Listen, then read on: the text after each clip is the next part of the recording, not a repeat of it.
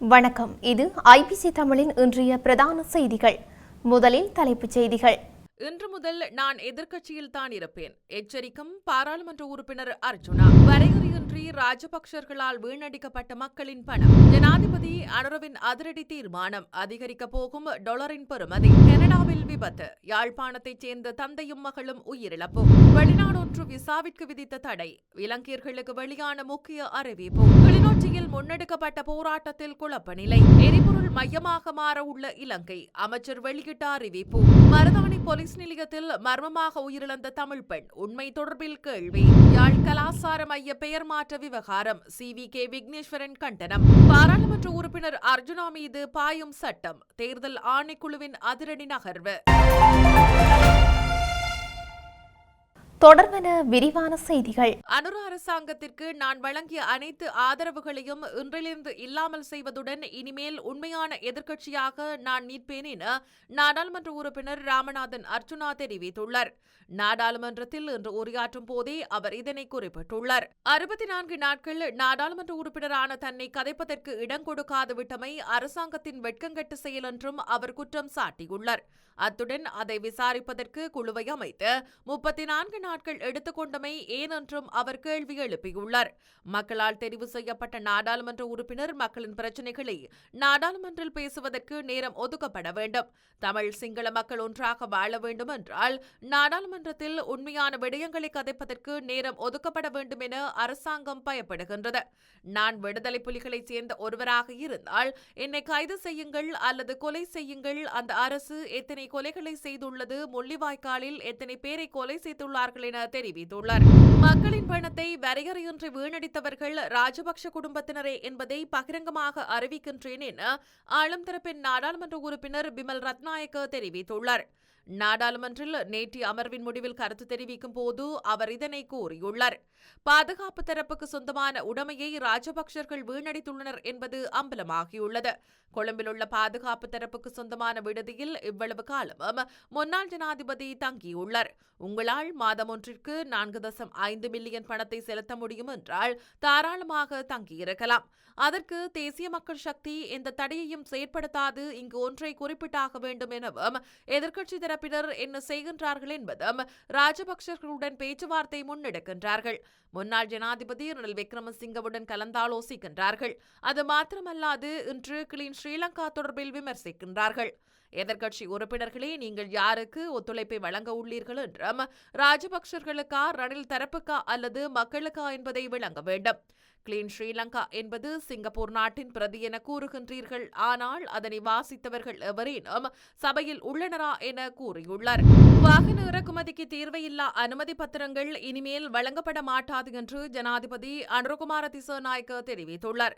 தீர்வையற்ற வாகன அணுகலுக்கு அரச ஊழியர்கள் உட்பட 20,000 பேர் ஏற்கனவே விண்ணப்பித்துள்ளதாகவும், ஆனால் வாகனங்களை இறக்குமதி செய்யும் போது அந்த வாய்ப்பு வழங்கப்படாது என்றும் ஜனாதிபதி குறிப்பிட்டுள்ளார்.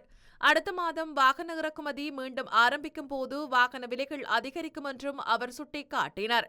வாகன இறக்குமதி 5 ஆண்டுகளாக நிறுத்தப்பட்டிருந்ததாகவும் 2018 ஆண்டில் வாகன இறக்குமதிக்காக சுமார் $2 பில்லியன் 2019 ஆண்டில் $1.4 பில்லியன் செலவிடப்பட்டுள்ளதாகவும் ஜனாதிபதி சுட்டிக்காட்டினார். டாலர் மதிப்பு $190 இருந்தபோது டாலர் மதிப்பு $300 நெருங்கும் போது இறக்குமதி செய்யப்பட்ட வாகனங்களின் விலை சுமார் 40% அதிகரிக்கும் என அவர் தெரிவித்துள்ளார். எவ்வளவு டாலர்களை ஒதுக்கலாம் என்பது குறித்து மத்திய வங்கியுடன் கலந்துரையாடல்கள் நடத்தப்பட்டுள்ளதாகவும் ஜனாதிபதி குறிப்பிட்டார். வாகன இறக்குமதிக்கான அனுமதி வழங்கப்பட்டுள்ள நிலையில் அமெரிக்க டாலரின் பெறுமதியில் மிகப்பெரிய உயர்வு ஏற்படக்கூடும் எனவும் ஜனாதிபதி சுட்டிக்காட்டினார். எனவே ஆரம்பத்தில் வாகன விலைகள் அதிகரிக்கும் என அவர் ஒரு தொலைக்காட்சி நேர்காணலில் மேலும் தெரிவித்துள்ளார். கனடாவில் இடம்பெற்ற வாகன விபத்தில் யாழ்ப்பாணத்தை சேர்ந்த தந்தையும் மகளும் உயிரிழந்துள்ளதாக இந்த நாட்டு ஊடகங்கள் செய்தி வெளியிட்டுள்ளன. குறித்த விபத்தில் யாழ்ப்பாணம் நீர்வேலி பகுதியை பூர்வீகமாக கொண்டவரும் தற்போது கனடாவில் வசித்து வருபவருமான புஷ்பராஜா பகீரதன், அவரது மகளான பகீரதன் ரியானா ஆகியோரே உயிரிழந்துள்ளனர். விபத்து தொடர்பில் மேலும் தெரிய வருவதாவது, கனடாவில் அதிவேக நெடுஞ்சாலையில் வாகனத்தில் தந்தையும் மகளும் பயணித்துக் கொண்டிருந்த போது விபத்துக்குள்ளாகியுள்ளது. இதையடுத்து காயமடைந்த தனது மகளை விபத்துக்குள்ளான வாகனத்திலிருந்து மீட்டு அதிவேக நெடுஞ்சாலையை கடக்க முற்பட்டுள்ளார்.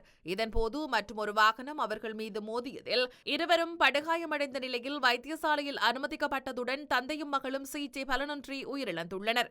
குறித்த விபத்து தொடர்பில் 3 வாகனங்கள் தொடர்புடையதாக தெரிவிக்கப்பட்டுள்ளதுடன் விபத்து தொடர்பில் கனடிய காவல்துறையினர் மேலதிக விசாரணைகளை முன்னெடுத்து வருகின்றமை குறிப்பிடத்தக்கது. சுற்றுலா விசாவை பயன்படுத்தி வேலைவாய்ப்பு நோக்கங்களுக்காக ஓமானுக்கு செல்வதை தவிர்க்குமாறு இலங்கை வெளிநாட்டு வேலைவாய்ப்பு பணியகம் அறிவித்துள்ளது. சுற்றுலா விசாவை வேலைவாய்ப்பு விசாவாக மாற்ற முடியாது என்றும் சுற்றுலா விசாக்கள் மூலம் தனிநபர்கள் ஓமானில் வேலையில் ஈடுபடுவது தடை செய்யப்பட்டுள்ளதாக பணியகம் தெரிவித்துள்ளது. அத்தோடு இலங்கையிலிருந்து வேலை தேடுபவர்கள் ஓமானில் சட்டபூர்வமான வேலைவாய்ப்பை தேடும் போது இலங்கை வெளிநாட்டு வேலைவாய்ப்பு பணியகம் வழங்கிய விதிமுறைகள் மற்றும் வழிகாட்டுதல்களை மட்டுமே பின்பற்ற வேண்டும் என்றும் வலியுறுத்தப்பட்டுள்ளது.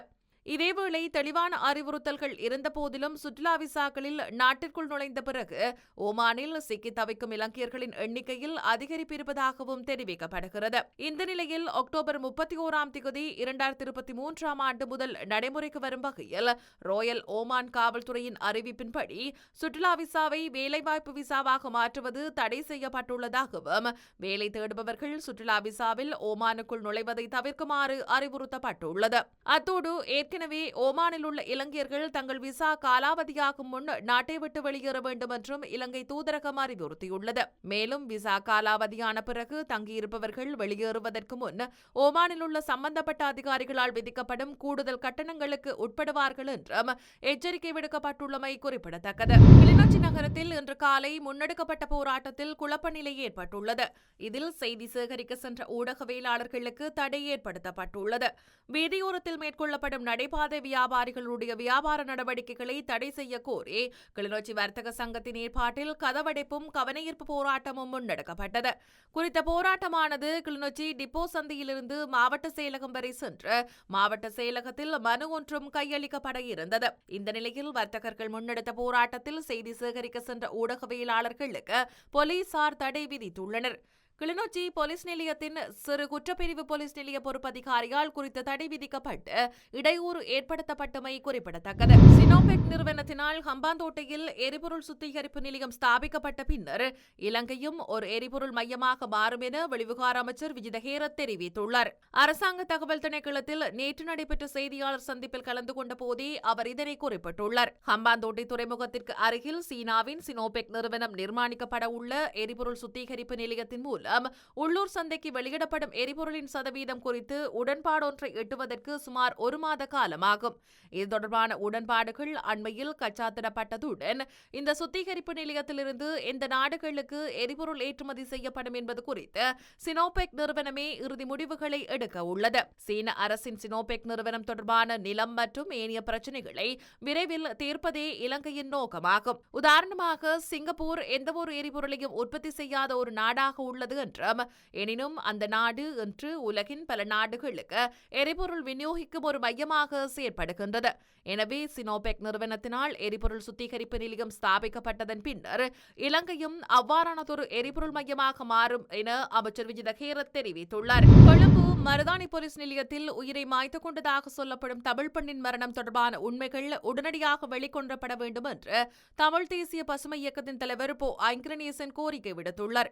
குறித்த தமிழ் பெண்ணின் உயிரிழப்பு தொடர்பாக அவர் விடுத்துள்ள செய்தி குறிப்பிலேயே இந்த கோரிக்கை விடுத்துள்ளார். கிளிநொச்சியைச் சேர்ந்த 32 வயதுடைய பெண் ஒருவர் போலீசாரால் கைது செய்யப்பட்டு மருதானை போலீஸ் நிலையத்தில் தடுத்து வைக்கப்பட்டிருந்த போது நேற்று உயிரிழந்துள்ளார். மருதானை போலீசார் இந்த மரணத்தை உயிர்மாய்ப்பு என்று தெரிவித்துள்ளதோடு கஞ்சா வைத்திருந்ததாலேயே கைது செய்யப்பட்டுள்ளார் எனவும் தெரிவித்துள்ளனர்.